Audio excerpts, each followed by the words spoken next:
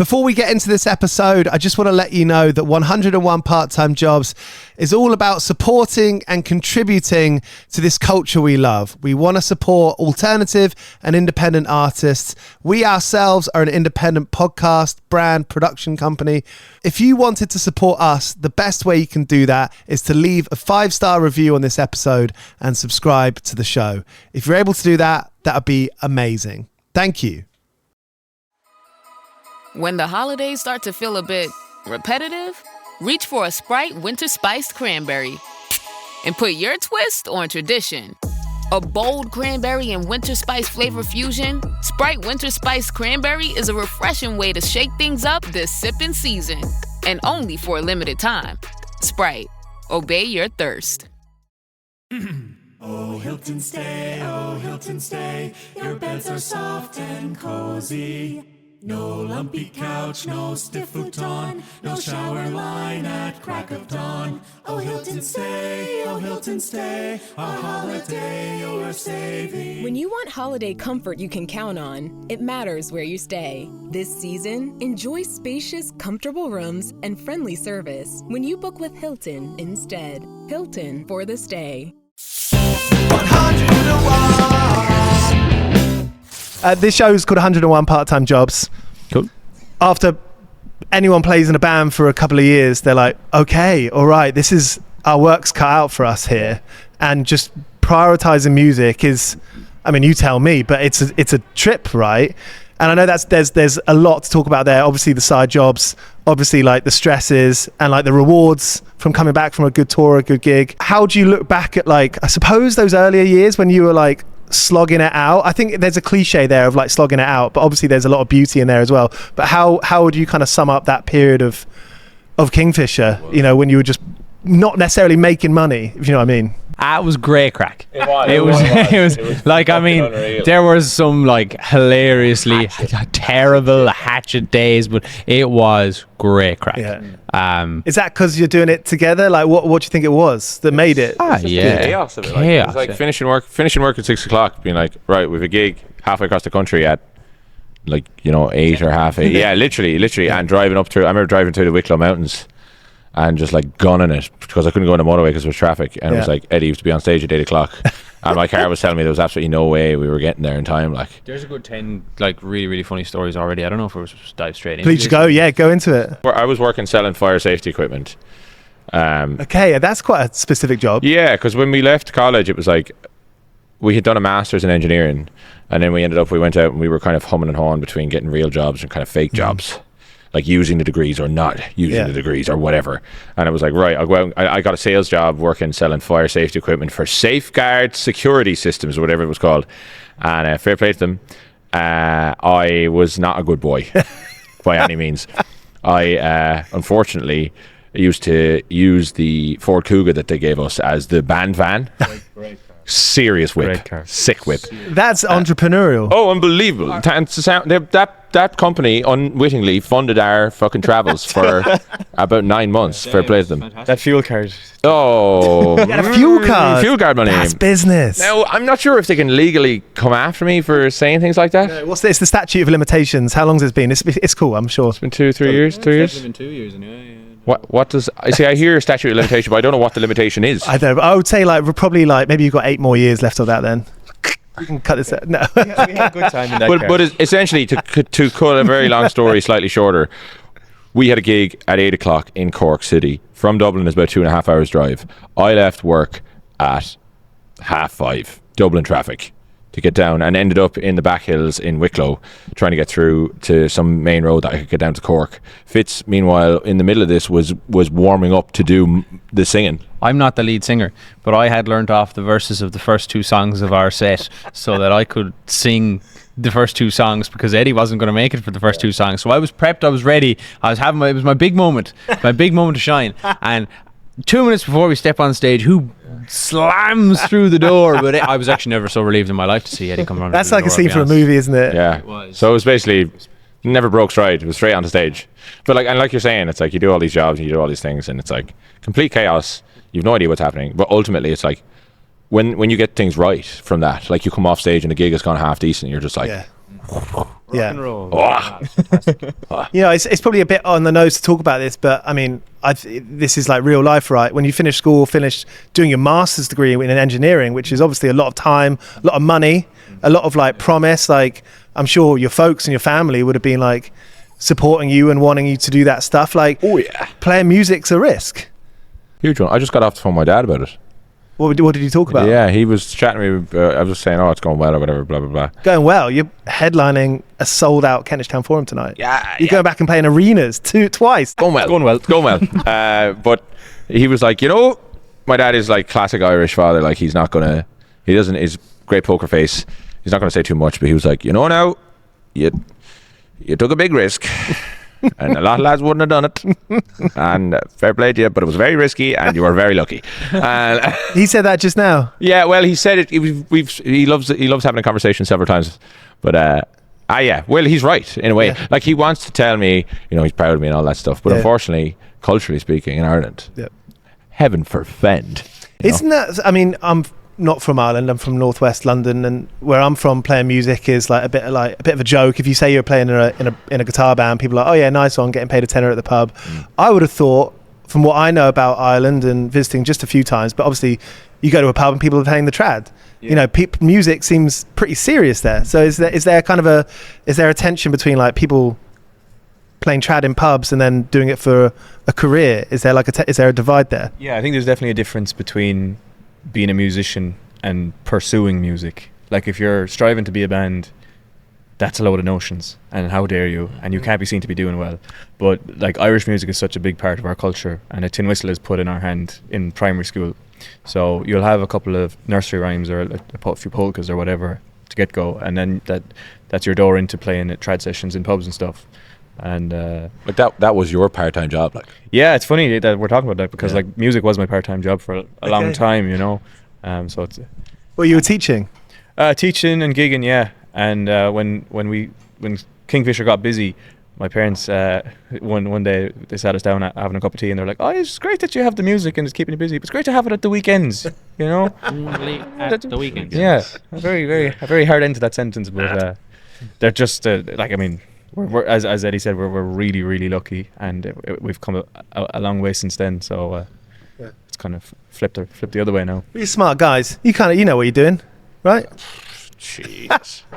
Come on. Like this is it. It's like it's so gas that like the advent of adulthood is just realizing the penny drops. You know, like, jeez, it's like, how did my parents raise me?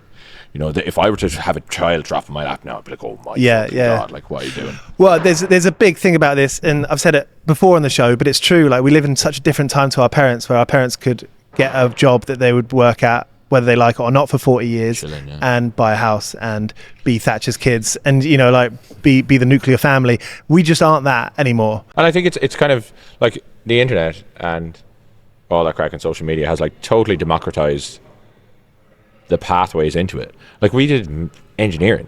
Where was our pathway in, you know, if not for the likes of TikTok or like DistroKid or like Spotify. We owe Spotify. We fired up a song that we made ourselves, basically in off nothing, and just fired it into the massive big machine that it is, and out pops. They were just like, yeah, here, you're on this playlist, and then all of a sudden everyone was like, who are these lads? And then all of a sudden we're like, oh Jesus, there's something to this. And then slowly but surely, and ultimately, like, You can't do it without them. it is a hard existence now. I'm very happy to be where we are. I know we're speaking from a very privileged position and we're very lucky, but like, ultimately, yeah, we're having a good time. And sure, yeah, Take what you get, right?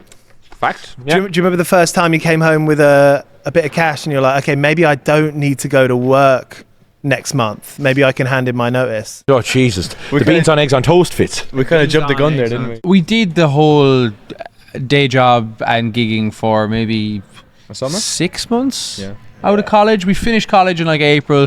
We gigged and in like taking everything we possibly could in evenings, like driving all over the country at God knows what hour of what day We played every possible gig. in a Ford Kuga, a Ford Mondeo, and an Audi A3. We played a sneaker convention. They're all We gone did. now, actually. We played a sneaker convention. It was sold out. It was. Oh, jeez. And Give me that. and I know. And then we got quite lucky. I think we got interest from a label. And we flew over to these two mad fellas in Birmingham who invited us over to this big cool house and fed us loads of beers and told Birmingham, us. who's in Birmingham? It's not the centre of the music industry. No, definitely not. No. There's a guy called Martin Tower. Martin Tower, he works with a label called Be Unique. Be Unique, yeah. So he flew us over into Birmingham, collected us, brought us to his house, fed us a lot of beers. He's Told like a us, strange guy at the "We're time. going to make all your dreams come true. You're going to be a star." Literally, we were only talking about it Yeah. very recently. It's like climb into the back of this fancy car here, boys. You know, nowadays, baby, we wouldn't climb into the car, given what's gone on in the news. Put the bag over your head. Mad, yeah. And I think we went over and back 2 or 3 times, and by December we were like, or they had offered us a deal, so we quit the jobs.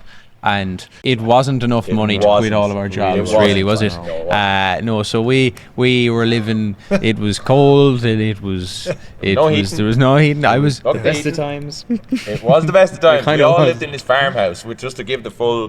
Together, you lived in this farmhouse. The three of us Yeah. lived in this You farmhouse. rented this farmhouse. No, no. My grandparents' old house. Yeah. And it's very old, and it's still being renovated. A lot Still of very old. lot of Yeah. operations going on, and the poor boys had to share a room for I don't know how long, a year, No, it was 6 months. 6 months maybe. 6 yeah, months. yeah. Yeah, but Yeah. even so, fair play to You you. got buddy system. Yeah. Yeah. Rotational. It was rotating. No, it was cold. We didn't quite pay for heating too often because we were like, It's quite inefficient. yeah. It was like you heat the house and then 2 hours later it'd be freezing cold again. She's like, nah, what's the point? Yeah. Put on an extra jumper. on a jacket.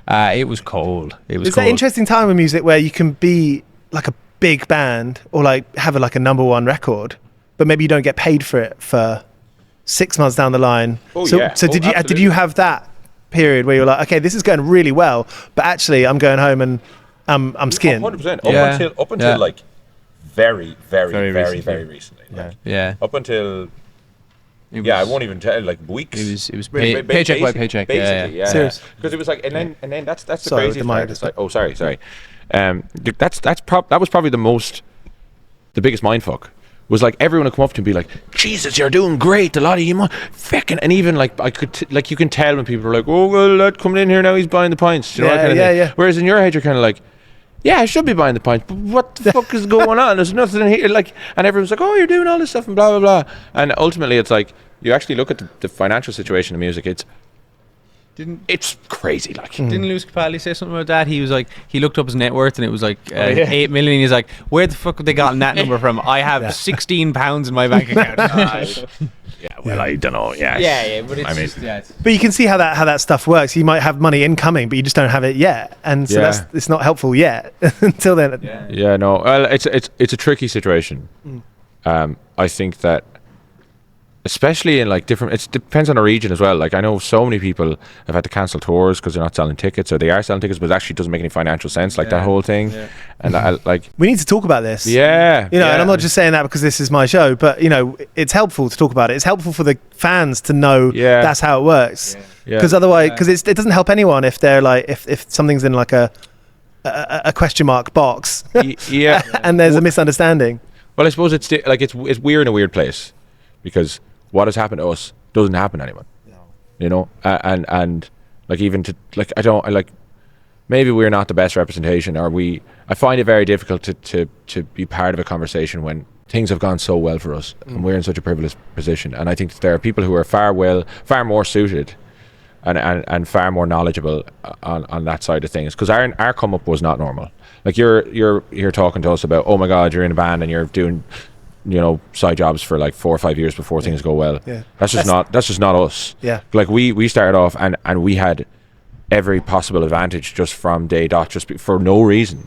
Like maybe the first, like people like the music, fine, but ultimately it's like Spotify put us in this playlist, and then all of a sudden all these people start talking to us, and it's like, oh, here's all these gigs and here's all this help. Which track was it? Flowers Fire was the first thing we released, Yeah. and it was like no one knew. We had no management, we had no label, we had no nothing, and we couldn't find out who actually did it, because Spotify is like this complete black box where you don't know what's in or out. Right. So we eventually, about 6 or 9 months later, we went to Spotify to do a talk to young artists about how things work and how it's supposed to work, and we just explained the situation. We were like, we've no idea who did it, but they changed our lives. And this girl at the back of the room just put her hand up. She was like, that was me.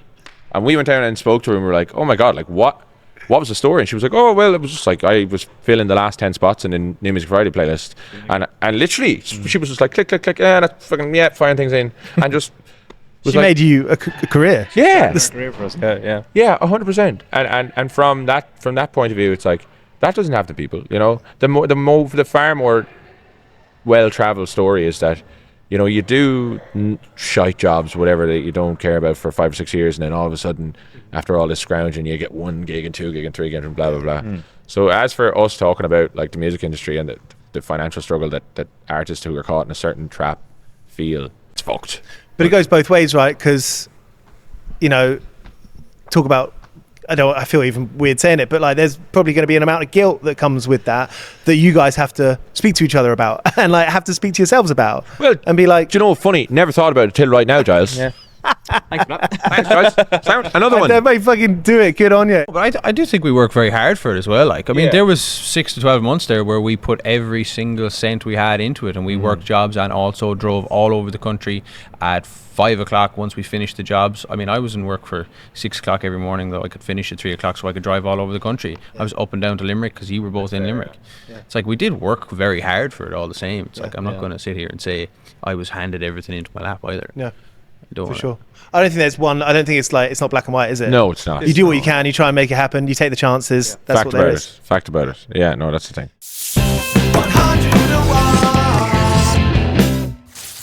This episode's going to go out on Boxing Day. What are you going to be doing today? On Stephen's Day, well, I'll be still putting together Lego for my nephew, probably. Yes. For my nephew. Yes. Good uncle. For my... Well, see, it's like, oh, you've an engineering degree. You'll put that together now. And I'm just like, oh, unreal. Yeah, class. But I know, sure, a bit of time at home, it's class. And I think, yeah, we definitely don't take it for granted anymore, getting home. No. Yeah. Is that the long puck? Yeah. So Stephen's Day, so I'm in East Cork every Stephen's Day. All the clubs in East Cork do a thing called puck fada or long puck, where you pick a starting point somewhere up the road, and it's like maybe 4 or 5 kilometers of road, and you have to hit a hurling ball down the road in as least shots as you can in teams of 3. It's all for like fundraiser for the club, I guess. So it's like funds the club for the rest of the year, kind of a thing. Yeah. So it's teams of 3. So you start in a little place called Mount Uniac, which has 2 pubs with hot whiskies for $5 each. You drink them for about 3 hours. You walk out into the cold, fresh air, and you attempt to see straight. Puck the ball down the road and finish at another pub where you drink for the rest of the day after that as well. So Stephen's Day is pretty iconic in East Cork. That's a great time. I'm excited for that one, I'll be honest. So whenever you listen to this, whoever you are, just know I am really drunk right now. Appreciate it. You guys are rad. The record's wicked. It's I was thinking today, just watching your videos and seeing how you bring people together. Yeah. That's the shit, isn't it? That's the good stuff, is bringing people together. Yeah. I actually took... Well, it took me a while to figure that out. Well, because for a while, is it like, okay, we're kind of doing this for ourselves, and maybe it's... Well, you're doing it in a vacuum, you know? Yeah. Like, you don't have any gigs. Like, we were 6 months before we started gigging, when we were kind of humming and hawing around, and then all of a sudden you get to gigs, and I don't remember the specific gig. Maybe I do. I don't know. Pharmacia would have been one of the first. I guess that moment where everyone is singing the song, and you're like, whoa, this is like hair on the back of your neck standing up, and you're like being able to generate that emotion in people that seems to be, it's almost a religious thing, you know, because obviously there's no religion anymore, but like the whole, say for instance, the Oasis thing, and it's like those gigs, like that experience from a live perspective is... Did you go to any of them? Didn't get to any of them. We were away for the whole thing. Went to like 6 of them though. Yeah. The videos looked unbelievable. It's funny how, I mean, at first it was like, oh, come on, this band was together like 30 years ago, but you end up going to those gigs, or you're seeing some of those gigs, you're like, oh, this is very fucking cool. Yeah, it's very special. Well, I guess that's just music. Yeah, you're gonna see it tonight down there, and you're playing these 2 stadium shows, arena shows next week. It's in 2 weeks' time. That's wild. Yeah. How do you prepare for something like that? I mean, the production's going to be completely different, isn't it? I'm going to go home and pet my dog now, and we'll start there and take it step by step, and it'll all be fine. We got a little worked up about the production, I think, for a while, but I think we're on the first album. These are our first arenas. It's kind of like, why change it up too much? Just kind of, we're adding, I think, a big screen in the back, and we'll, and that's all. Get some puppies on the big screen. Yeah, that's not bad. Yeah, my big head will be even bigger. Yeah. Like the crowd does. That's the thing. If the crowd is with you, you don't need the screens. You don't need the production. The songs speak for themselves. Like the Oasis thing is a class. It's the same thing again. It's like people aren't there to look at the screen. No. People are there to floor pints and grab a hold of the lad beside them. And I think that's more important than the production and more important than the things like the songs. For us, having moved into a place now where we have these kinds of shows where there are a lot of people at them, it's like ultimately we have the time of our lives on a stage, and I think that speaks for itself. So for sure, I think we all have those like friends or family members if they can, like, I mean, obviously on a much smaller scale, we're talking kitchens rather than arenas, but people who can bring everyone together. Those are the good friends, those are the good grannies, those are the good grandpas. Like someone who could tell a good story. Yeah, for sure. Unreal, yeah. Hey, just to end with, speaking of good stories, I'm a big fan of like the work fuck ups, and I think when you're working side jobs or full-time jobs, playing shows constantly, you're going to get in and smash something or drop something or make a day very hard either for yourself or somebody else. I wonder if I could drag up some bad memories from you. Statute of limitations. Huge statute of limitations. Yeah, stretching it. I grew up on a farm, so every other day, I mean, that's the fun part of farming. You just break stuff and have to fix it then to get through the day. But I've weared my father's patience fairly thin now. He's a balding man. That's very honest. Sure, I'll be delighted with that description. How about you two? Any kind of memorable just fuck ups in the workplace? Mine is yours. I don't know if you want to tell me. No. Fitz doesn't make fuck ups, is what he's saying. Fitz is perfect. Fitz is perfect. That was a particularly hard day for me too. What are you talking about? When you lost your keys. Oh, that was such a dark day. I don't know if you want to tell that story though. So we can I don't actually even remember. I think I was so pissed the day after. I can tell the story if you want. Go on, fire away there. It was a different Cork show. Eddie had come down again from Dublin. He was already on the ropes with the job at this point because they had found out that he was using the fuel card for something else. He weren't sure what, but he had used more fuel than anyone else in Europe or something. And that company, it was a lot of fuel. In fairness, we all used the fuel. It wasn't just Eddie. It was all of us. Anyway, why is my story your story? because we did down to the gig in Cork, and you lost your keys for your company car, which was then down in Cork. So then I had to go to work. Our company car. I had to go to work the next morning at like 7 o'clock after a really heavy night out. I finished work. It was the night we got signed. It was. Yeah. I had to go. Then drive back up to Cork, collect you at 3:30 and drive you all the way up to Dublin to get the spare key off your boss, to then drive you all the way back down to Cork where you to collect your car and bring it all the way back up to Dublin again for work the next day. Yeah. That was rough. That was a big day. That was a rough day. That was bad. The night before was class because it was the night that we found out that it was going to happen. Alex, remember Alex came to the gig? Yeah. Be Unique Alex, and we rang everyone we knew. Be like, get down to Cork right now. We need this room to be full. Oh, and we were safe. Winthrop Avenue. Was it Seven Safe? Yeah. And we literally rang everyone we knew. We were like, look, if you love us, please, will you just drive down to Cork? Because like we were all Limerick heads, so we had different people, and everyone flooded down, and the whole place was bopping. They did. They pulled together. That was huge great. fun. But yeah, that's Fitz's fuck up. Well, it was a tough day. I had to go to work so hungover at 7 in the morning. Then go straight from. I almost fell asleep driving you back up to Dublin. You had to wake me up.